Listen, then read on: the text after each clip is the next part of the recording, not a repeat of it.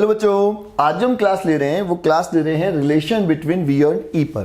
काफ़ी अच्छा कंसेप्ट है। अब देखिए यहाँ पे कि भाई हमें अब तक जो पढ़ाया गया, अब तक जो मैंने आपको समझाया, उसके अकॉर्डिंग आपके दिमाग में ये बैठ जाना चाहिए कि भाई इलेक्ट्रिक फील्ड इंटेंसिटी जो है it is a vector quantity और जो आपका इलेक्ट्रिक पोटेंशियल है वो आपका स्केलर क्वांटिटी है। अब हम यहाँ इस दोनों के बीच में रिलेशन फाइंड आउट कर रहे हैं।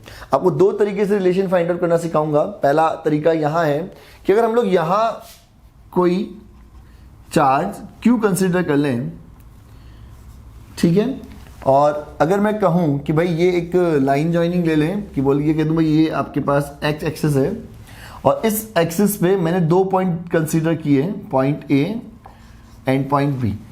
अगर मैं इस पॉइंट A का इस Q से डिस्टेंस कंसिडर करूं तो मैंने कंसिडर किया डिस्टेंस यहाँ x, ठीक है, और A और B के बीच का डिस्टेंस है वो मेरे पास कितना है, डेल x है, ठीक है। अगर हम पोटेंशियल की बात करें, ध्यान देना, electric potential at point A, अगर आप इलेक्ट्रिक पोटेंशियल की बात करते हो पॉइंट A पर, तो अगर हम डिसाइड करेंगे वो कितना है, आपके पास V है, और electric potential at point B अगर मैं डिसाइड करूं तो ऑब्वियसली जो B पॉइंट है वो इस Q से डिस्टेंस थोड़ी ज़्यादा है A से, तो यहाँ जो पोटेंशियल होगा वो एक एक कंपेरिजन में आपका कम होने वाला है। तो अगर मैं ये करूँ कि भाई ये आपका जो पोटेंशियल डिफरेंस है वो कितना आ रहा है, डेल V आ रहा है, मतलब आप A और B के बीच का जो पोटेंशियल का गैप है वो कितना है बेटा, डेल V है। अगर मैं यहां कह दूं मैं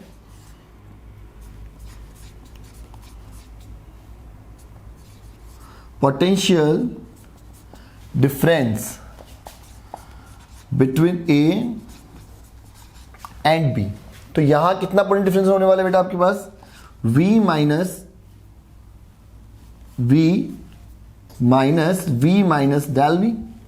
कितना आ जाएगा ये हमारे पास, डेल V, यहां आपका पोटेंशियल डिफरेंस आ जाएगा। अब बात यहां करते हैं कि अगर हम लोग यहां, मैं ये कहूं कि अगर मैं किसी टेस्ट चार्ज, मान लेते हैं कि भाई Q0 एक टेस्ट चार्ज है, इस Q0 टेस्ट चार्ज को मैं अगर B से A तक मूव करवाऊं, बात समझना कि इस टेस्ट चार्ज B0 को मैं Q0 को मैं B से A तक क्या करवा रहा हूं, मूव करवा रहा हूं, तो यहां जो वर्क डन होगा वो लिख लें हम लोग। तो यहां आ जाएगा आपका work done to moving charge Q0 from B to A, कि B से आप A तक इसको क्या करोगे, मूव अप करवाओगे। बात ध्यान देना कि ये हमारे पास हो जाएगा D, डेल W लेते हैं, del W equals to F vector dot del x vector. अगर आप इस वेक्टर को हटाओ और डेल W लो तो F del x cos theta. Obviously यहां जो थीटा आएगा वो फोर्स और डेल x के बीच का एंगल आएगा। अगर आप ध्यान दो, इलेक्ट्रिक फील्ड का डायरेक्शन आपका जो है, ठीक है, तो यहां जो आप लोग थीटा लोगे इट इज 180 डिग्री। समझ में आया कि कितना आएगा आपका 180 डिग्री हो जाएगा, और डेल W कितना हो जाएगा आपके पास, माइनस का F डेल x। ये कह सकते हो कि जो यहां जो वर्क डन हो रहा है वो इलेक्ट्रिक फील्ड के अगेंस्ट हो रहा है, दैट मीन आपके पास यहां माइनस का F एंड डेल x आ रहा है, ठीक है। अब हमें पता है कि भाई हम अगर F को ओपन करें तो यहां जो फोर्स लगेगा उसका वैल्यू Q0E, कोई आपत्ति किसी को, ठीक है। तो यहां अगर आप डेल W का वैल्यू पुट करो, दैट मीन माइनस का Q0E एंड डेल x। अगर Q0 को मैं यहां ले आऊं तो del W upon Q0 equals to minus का E डेल x। कोई दिक्कत आप लोगों को? अगर यहां ध्यान दो कि तो तुम्हारे पास W अपॉन Q0 है, it is a potential difference, हाया ना, और इसका अमाउंट कितना ले रखा है हमने, del V। So here del V equals to minus का E एंड डेल x, ठीक है। तो यहां अगर आप वैल्यू निकालना चाहो, ठीक है, कि ये तुम्हारे पास सिंपल रिलेशन आ गया, ठीक है। Then del V equals to minus का ई डेल एक्स, या आप लिखना चाहो कि भाई ई इक्वल्स टू माइनस का del V upon del x, ठीक है। अब बेसिक फंडा क्या है वो समझते हैं, ठीक है। बेसिक फंडा क्या है वो समझते हैं कि भाई हमने तो ये पॉइंट चार्ज ले लिया एक्स की डायरेक्शन में समझने के लिए इसको कंसिडर किया, लेकिन यहां जो आपके पास कंसेप्ट है वो तो 3D में हो सकता है ना भाई। आपके पास जो आपका पॉइंट है वो तो 3D में कहीं भी मूव करेगा ना। दैट मीन यहां जो आप यहां del V upon del x लिख रहे हो, इसे आप चाहें तो E equals to del V upon del R, समझ में आया आप लोगों के कि यहां आप इसको del V upon del R लिख सकते हैं, और अगर आप इसको आगे सॉल्व आउट करना चाहें तो ये तुम्हारे पास आ जाएगा सिंपल कि भाई del V equals to minus का ई डेल आर, ठीक है। या अगर हम लिखना चाहें कि D V equals to minus का ई डी आर, समझ में आ रहा है कि भाई यहां ये स्मॉल चेंज था, ये आपका D V equals to minus का ई डॉट डी आर आया। तो कंप्लीट अगर आप लोग यहां पोटेंशियल फाइंड आउट करना चाहें तो integration D V equals to integration E dot D R, तो ये तुम्हारे पास यहां कंसेप्ट बन जाएगा पोटेंशियल के लिए, ठीक है। तो आपको कंप्लीट क्लास में से या कंप्लीट इस टॉपिक में से जो पॉइंट याद रखना है वो आपका ये है कि आपका जो v है it is the integration of E dot D are, ठीक है। पहला मेथड हमने कंप्लीट किया, अब हम अपने सेकेंड मेथड पर आ रहे हैं, ठीक है। सिंपल है, ध्यान देना कि अगर हम यहां अगर मैं एक सरफेस कंसीडर करूं, ठीक है, ये सरफेस मैंने ए कंसीडर करी और इस सरफेस का पोटेंशियल v है, ठीक है। अगर मैं इस सरफेस के जस्ट आगे एक नेक्स्ट सरफेस कंसीडर करूं b, जिसका potential v minus del v है, समझ में आ रहा है आप लोगों के। अगर हम यहाँ एक पॉइंट ले लें, भाई मैंने ये पॉइंट P लिया और इन दोनों के बीच का डिस्टेंस मैंने डेल R कंसीडर किया। बात समझना कि अगर इस P से अगर मैं किसी पॉइंट को Q तक मूव करवाता हूँ या मैं Q से किसी पॉइंट को P तक मूव करवाता हूँ, तो यहाँ जो वर्क डन होगा वो कितना होगा, यहाँ वर्क डन होगा मेरे पास del W equals to F dot del R, ठीक है। अगर हम ये कहें कि यहां जो चार्ज आपका है वो Q नॉट है, क्या है, Q नॉट है, तो तुम्हारे पास यहां जो वैल्यू आएगी डेल W इक्वल्स टू, अगर आप इसे ओपन करो तो F del R cos theta और here theta equals to 180, then del W equals to minus का F डेल R, ठीक है। और यहां फोर्स की बात करोगे तो del W equals to minus का Q not E del R, ये लो कि del W upon Q not equals to minus का E डेल R, समझ में आया आप लोगों के। अब आपको पता है here del W upon Q not, here del W upon Q naught is potential difference, ठीक है। क्या वैल्यू आ जाएगी पोटेंशियल डिफरेंस की, बताओ। Obviously V minus del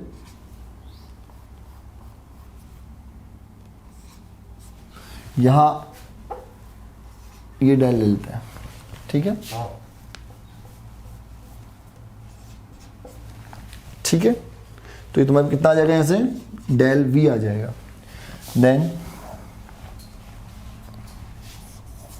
here del V equals to minus का E del R, then del V upon del R equals to minus E और E equals to minus का del V upon del R. ठीक है, यहां ये जो del upon del are आपको दिख रहा है, ये आपका रिप्रेजेंट कर रहा है कि आपका जो चेंजिंग है, आपका जो इलेक्ट्रिक फील्ड में जो चेंजिंग है वो X direction, Y direction, Z directions में हो रहा है। इसे हम बोलते हैं ग्रेडियंट। क्या बोलते हैं? ग्रेडियंट बोलते हैं। तो आप इसे E इक्वल्स टू माइनस का डेल एंड V से शो कर सकते हो।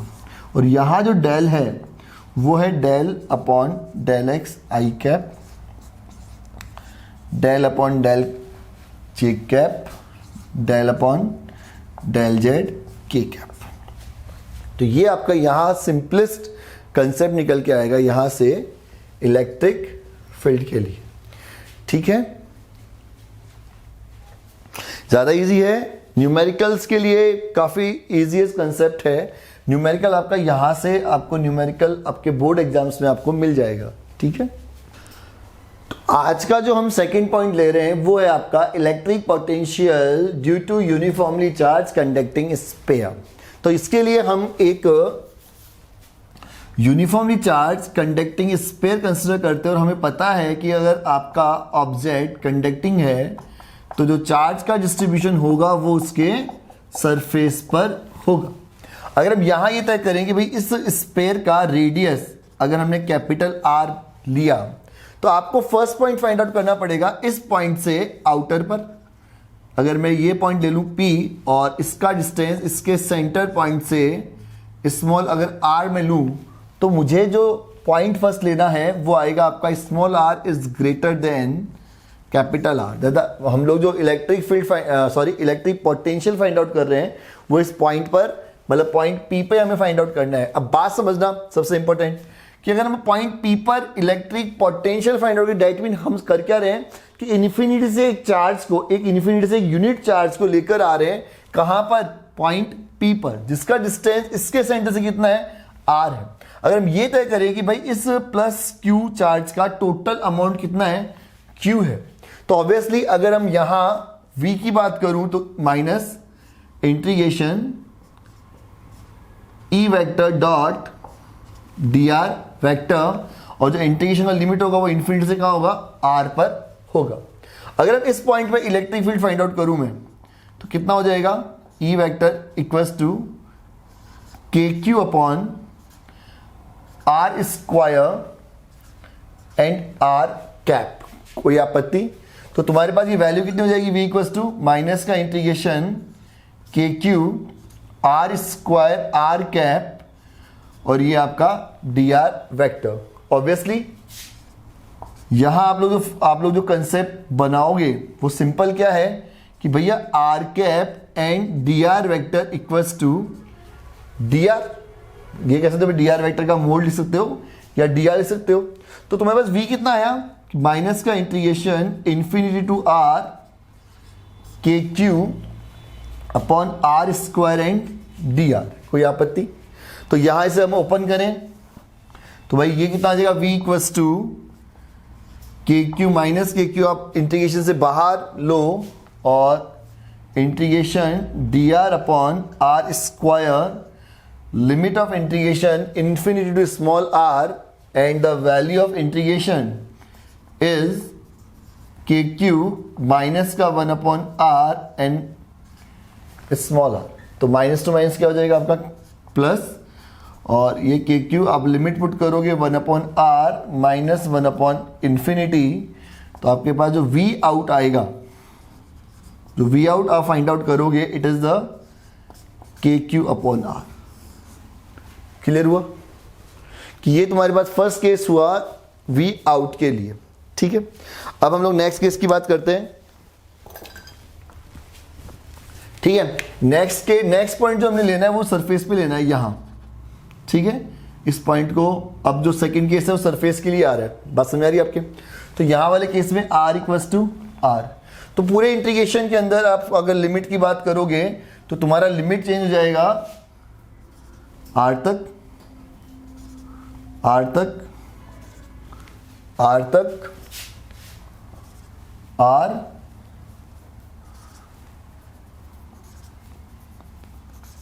और ये आएगा तुम्हारा v ऑन सरफेस। तो आपका सेकेंड पॉइंट हो गया जब पॉइंट आपका कहाँ हो, सरफेस पर हो। अब थर्ड पॉइंट की मैं बात करता हूं, ठीक है। थर्ड पॉइंट के अंदर आपने पॉइंट लेना है इनसाइड। डायग्राम एक बार दोबारा बना लेते हैं। देखो कि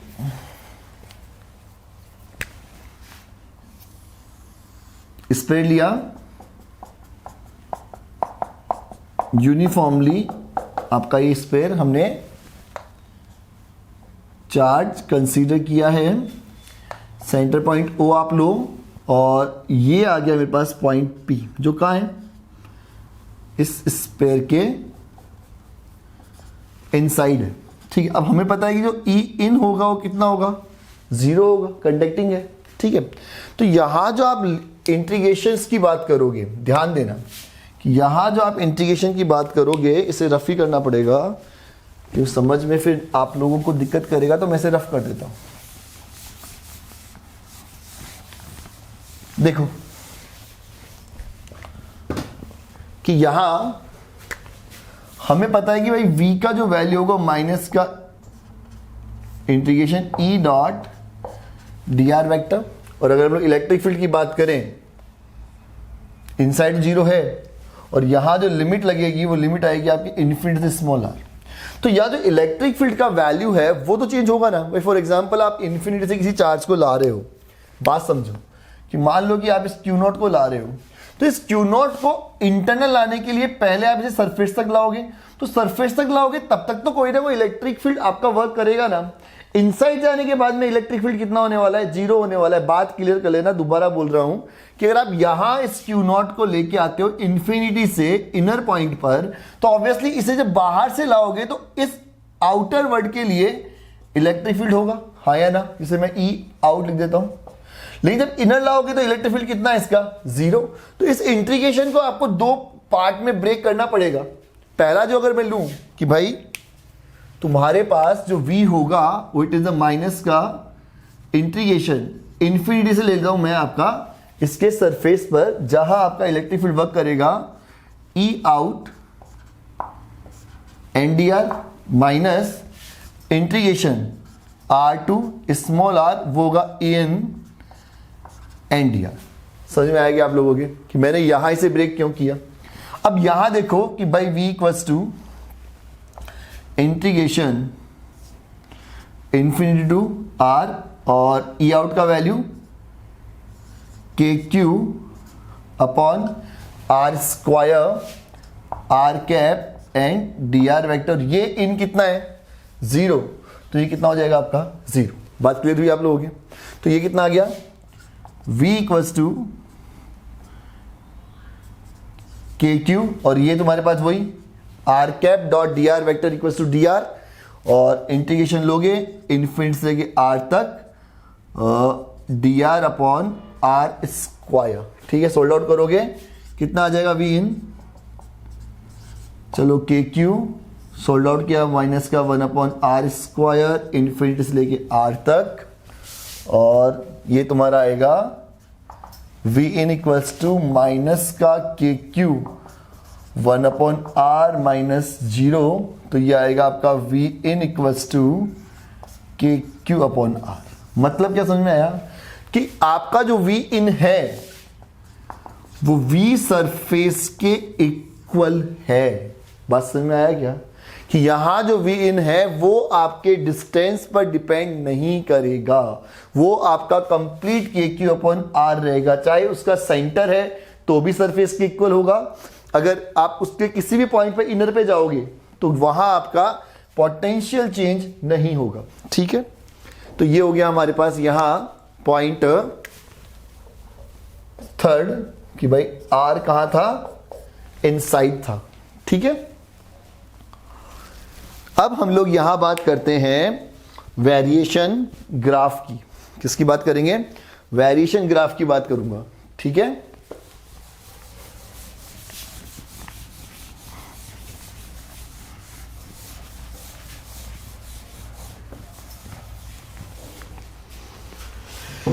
ठीक है,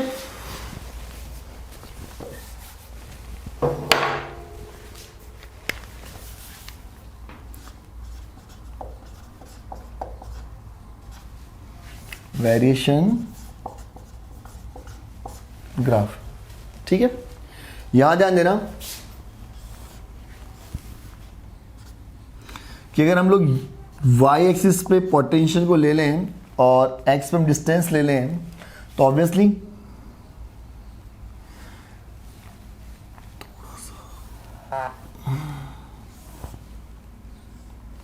देखो कि भाई एक, अगर मैं यहां बात करूं तो ये तो तुम्हारे पास क्या आने वाला है, अगर मैं ले लूं भाई r इक्वल्स टू r है तो ये तुम्हारे पास कांस्टेंट रहेगा के क्यू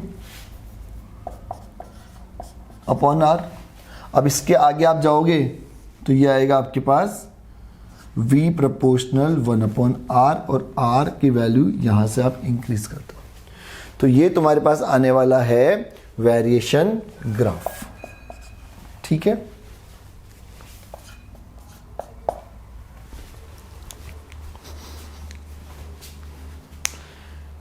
ये हमने बात की थी किसकी, कंडक्टिंग स्फीयर की। ठीक है, आपका हॉलो स्फीयर भी हो सकता है और आपका सॉलिड स्फीयर भी हो सकता है।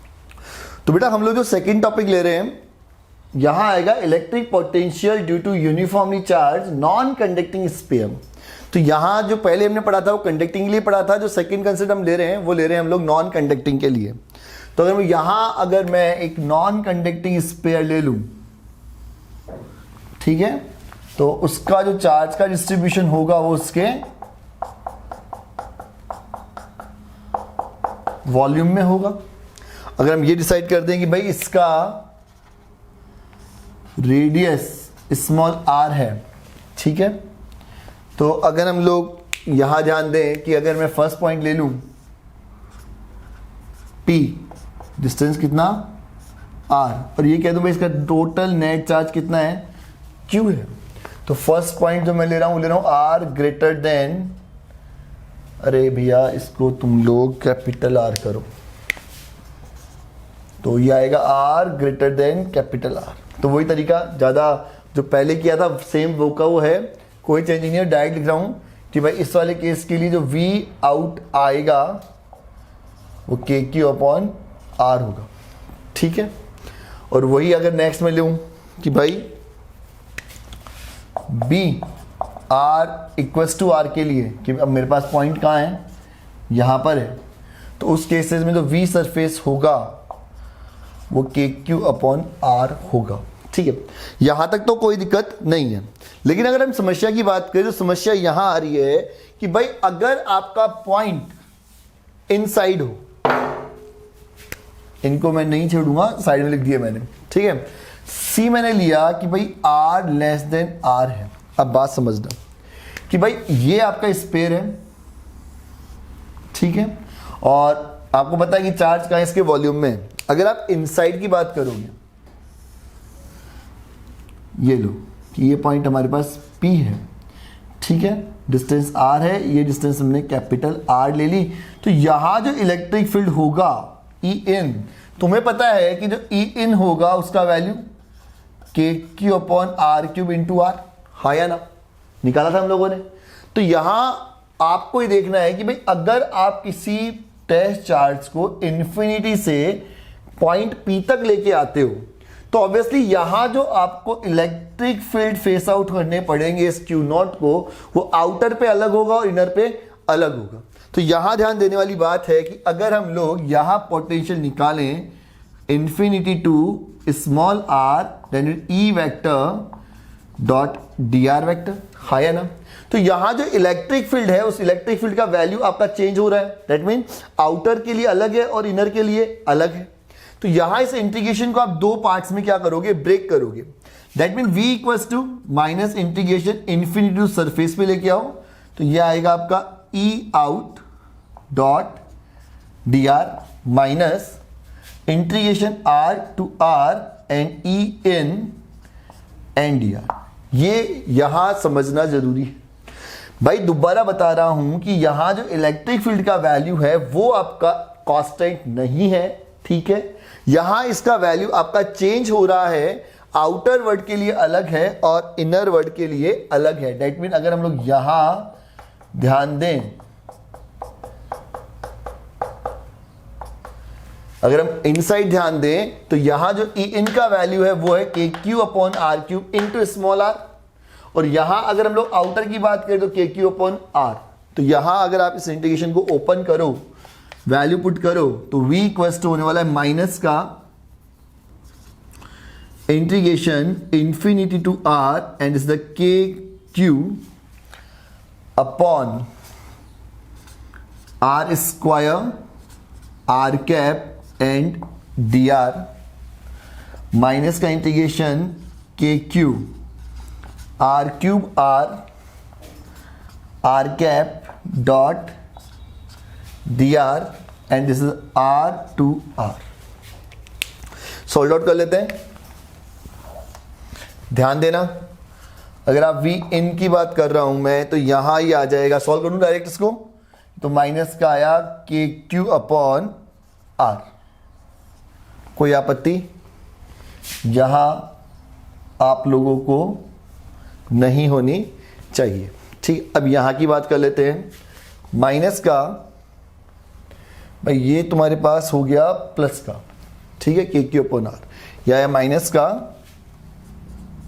K Q upon R cube integration R dot T R, और कहां से कहां, आर से आर तक, ठीक है। तो ये आया मेरे पास v in equals to K Q upon R minus K Q upon R cube, और ये आया R square by 2 and R to R, ठीक है। Then v in equals to R की पावर याद रखना, इंटीग्रेशन x की power n dx equals to X N plus 1 upon n plus 1। Biology वालों ध्यान दो, कितना आया ये, K Q upon R minus K Q upon R cube, और इस 2 को बाहर ले लेता हूं मैं, तो ये आ जाएगा R square minus R square, ठीक है। कुछ कॉमन आ रहा है, बाहर ले लो, के क्यू अपॉन आर ले रहे हो कॉमन, तो बाहर ले लो कॉमन करके इसको, या we in equals to K Q को ही बाहर लो, तो ये 1 अपॉन आर, और यहां आ जाएगा ये माइनस का 1 upon 2 R cube R square minus R square.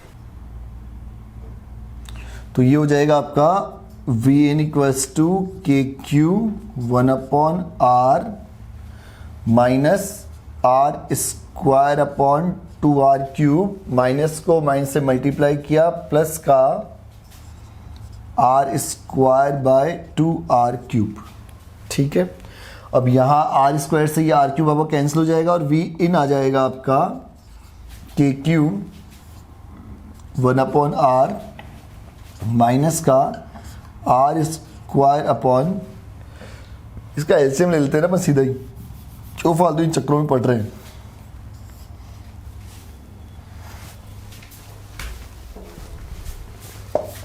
हम डायरेक्ट एलसीएम लेके सोल्व आउट कर लेंगे इसको।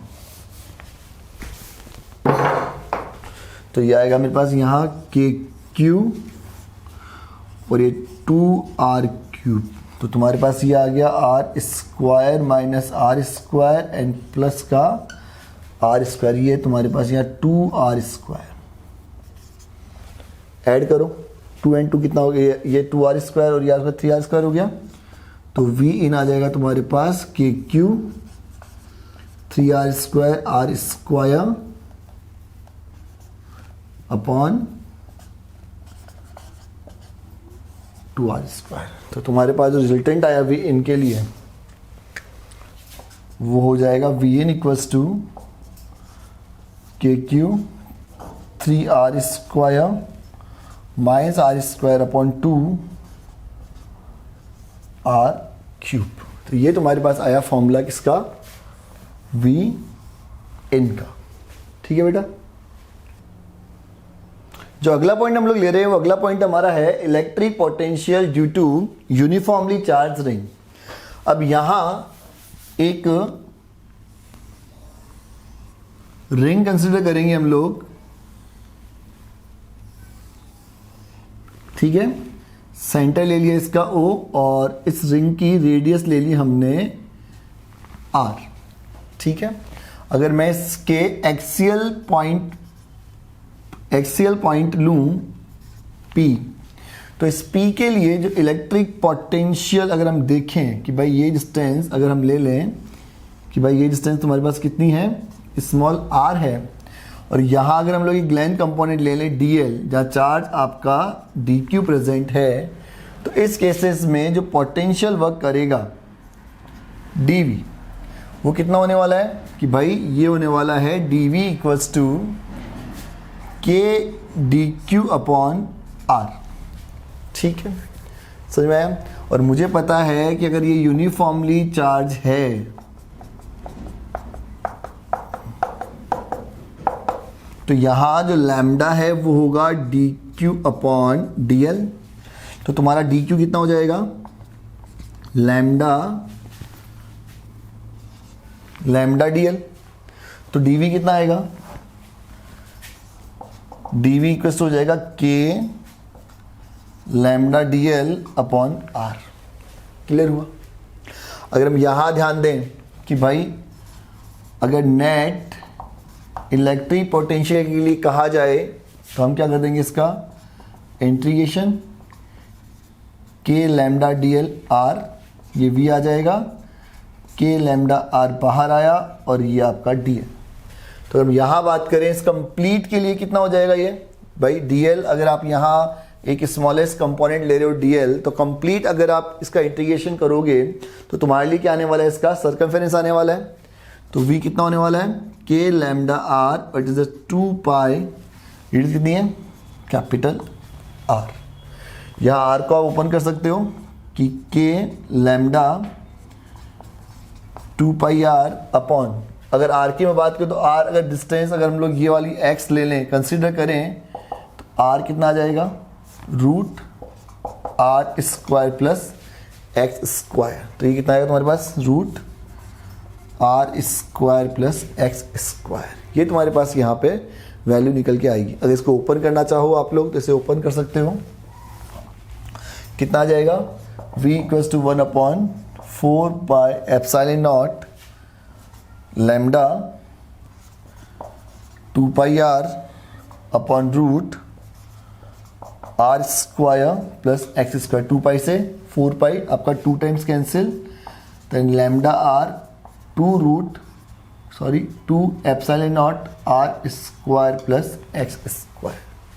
ठीक है, अगर हम यहाँ ये तय कर लें, ध्यान देना, अगर आप यहाँ ये तय कर लो कि भाई जो r स्क्वायर, या हम कह दें कि भाई जो x है वो it is a very very greater than to r, तो उस केसेस में आपका r square plus x square near about x square, then v कितना हो जाएगा, lambda r upon 2 epsilon not और x।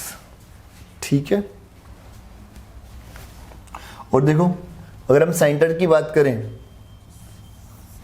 अगर सेंटर की बात करूंगा तो x कितना हो जाएगा आपका, 0 हो जाएगा, then v equals to lambda r upon 2 epsilon not and root r square. तो कितना निकल के आएगा, लैम्डा अपॉन 2 एप्सिलॉन नॉट। ठीक है, तो ये तो अपना इस पोटेंशियल कंसेप्ट का हमारा टॉपिक कंप्लीट हुआ।